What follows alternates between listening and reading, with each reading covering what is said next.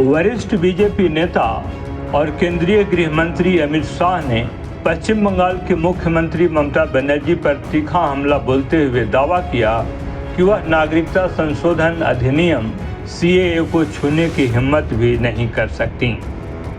पश्चिम बंगाल के करण दिघी में एक चुनावी रैली को संबोधित करते हुए अमित शाह ने आरोप लगाया कि ममता बनर्जी और कांग्रेस घुसपैठियों की मदद के लिए सीएए का विरोध कर रहे हैं। शाह ने कहा, न तो ममता बनर्जी और न ही कांग्रेस में इतनी हिम्मत है कि वे सीएए को छू भी सकें। वे कानून का विरोध इसलिए कर रहे हैं क्योंकि इससे हिंदू शरणार्थियों को नागरिकता पाने में मदद मिलेगी। ज्ञात हो, शुरुआत से ही सीएए के मुद्दे पर केंद्र की सत्तारूढ़ भाजपा और विपक्षी कांग्रेस और तृणमूल कांग्रेस के बीच टकराव रहा है।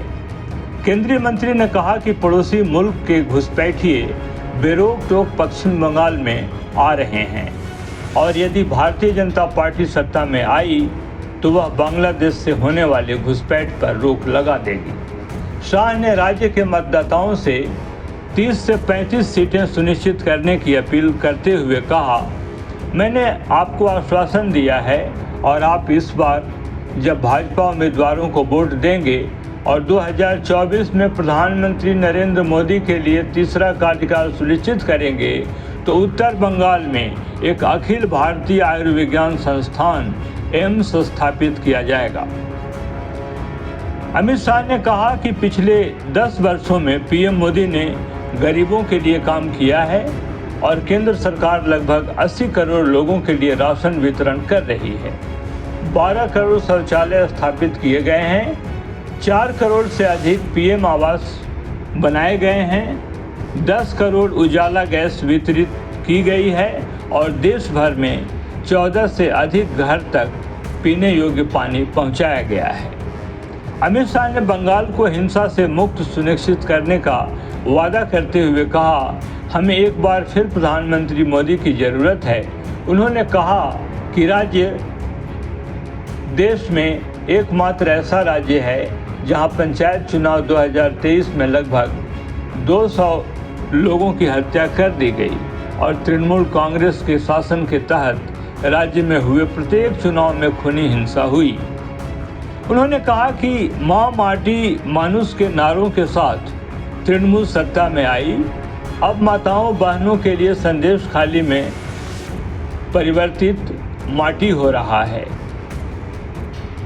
बांग्लादेशियों के लिए आश्रय स्थल में तब्दील कर दिया गया और मानुष की हत्या की जा रही है और उसे भ्रष्ट किया जा रहा है।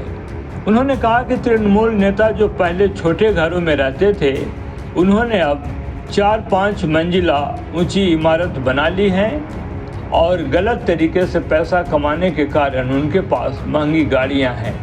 उन्होंने कहा कि केंद्रीय धन का बंदरबांट किया गया। बंगाल में हर जगह भ्रष्टाचार है। उन्होंने कहा केंद्रीय एजेंसी द्वारा बंगाल के मंत्री पार्थ चटर्जी के घर से 51 करोड़ रुपए जब्त किए जाने के बाद अब वो जेल में बंद हैं, लेकिन तृणमूल ने अभी तक उन्हें पार्टी से निष्कासित नहीं किया है। गौरतलब है, दार्जिलिंग के साथ रायगंज और बालूरघाट लोकसभा सीट पर 26 अप्रैल को दूसरे चरण का मतदान होगा। इससे पहले दिन में 2 भाजपा उम्मीदवारों श्री रूपा मित्र चौधरी मालदा दक्षिण और खगेन मुर्मू मालदा उत्तर के लिए रोड शो करने के बाद शाह ने मुख्यमंत्री ममता बनर्जी पर आरोप लगाया कि वह पड़ोसी मुल्क बांग्लादेश से आकर यहां बसे शरणार्थियों हिंदू, बौद्ध, ईसाई और सिख को भारतीय नागरिकता देने का विरोध कर रही हैं।